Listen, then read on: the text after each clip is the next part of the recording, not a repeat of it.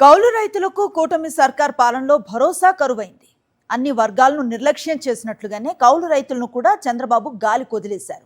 బూటకపు హామీలతో గద్దెనెక్కి ఎన్నికల హామీలను నీటి మీద రాతలుగా మార్చేశారు. మోంతా తుఫాన్ నష్టపరిహారం ఇవ్వకపోగా కౌలు రైతు కార్డుల ఊసెత్తటం లేదు.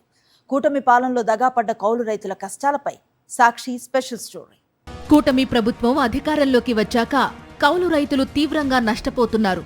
అన్నదాత సుఖీభవ పథకంలో రైతులకు 20,000 అందిస్తామని ఎన్నికల ముందు కూటమి నేతలు హామీ ఇచ్చారు. అధికారంలోకి వచ్చిన మొదటి ఏడాది రైతులకు మొండిచేయి చూపించారు.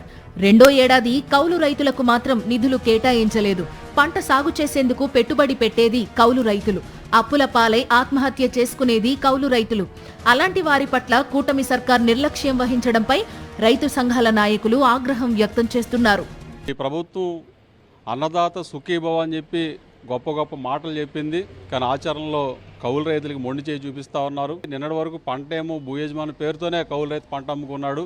ఈరోజు ఎరువులు కూడా భూయజమాని దయాదాక్షిణ్యాలతో తెచ్చుకోవాల్సిన దుస్థితి వాళ్ళ కౌలు రైతులకు ఏర్పడింది. వైఎస్ జగన్మోహన్ రెడ్డి ప్రభుత్వ హయాంలో వ్యవసాయం పండగలా ఉంటే చంద్రబాబు పాలనలో వ్యవసాయం దండగగా మారిందని కొవ్వూరు వైఎస్ఆర్సీపీ నియోజకవర్గ ఇన్ఛార్జ్ మాజీ ఎమ్మెల్యే తలారి వెంకట్రావు ఆగ్రహం వ్యక్తం చేస్తున్నారు. కౌలు రైతుని విస్మరించే ప్రభుత్వం ఏదైనా ఉంది అంటే కూటమి ప్రభుత్వం ఏర్పాటు చేస్తుంది. ఎందుకంటే వాళ్ళు ఏం చేయడం లేదు. కూటమి ప్రభుత్వం ఎంతసేపు గాడి మాటలు, అది చెప్తారు ఇది చెప్తారు. ఇవాళ చూస్తే పంటలు వచ్చినాయి, యూరియా దొరకని పరిస్థితి మొన్న వరకు.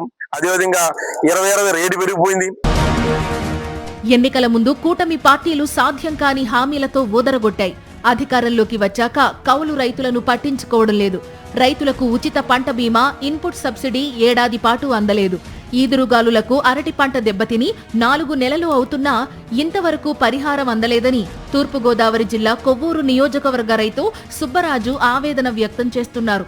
ఎకరా అరటి తోటకు 60,000 కౌలు కాగా పెట్టుబడితో కలిపి ₹1,00,000 ఖర్చయిందని, చంద్రబాబు సర్కార్ నుంచి ఎలాంటి సాయం అందలేదని అంటున్నారు.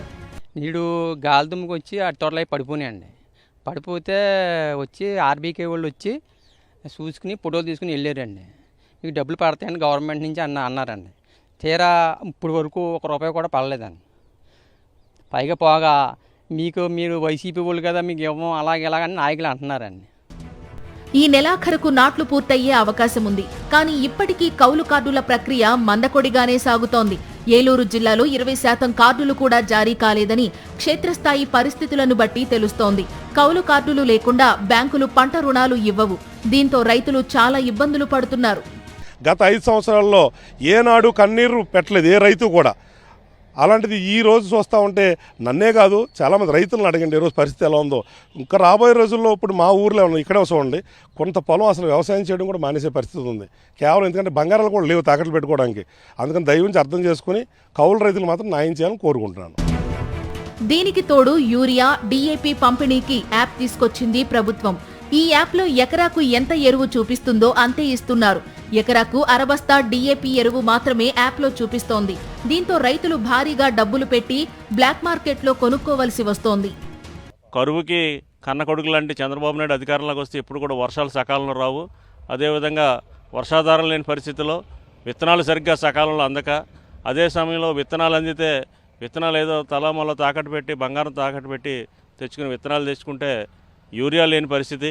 కాబట్టి వ్యవసాయ ఆధారిత రాష్ట్రమైనటువంటి ఆంధ్రప్రదేశ్ రాష్ట్రాన్ని వ్యవసాయ రంగంలో ముందుకు తీసుకెళ్లడానికి అన్ని విధాలుగా సహకరించవలసిందిగా ఈ కుటిల ప్రభుత్వాన్ని, కూటమి ప్రభుత్వాన్ని కోరుతూ ఉన్నాం.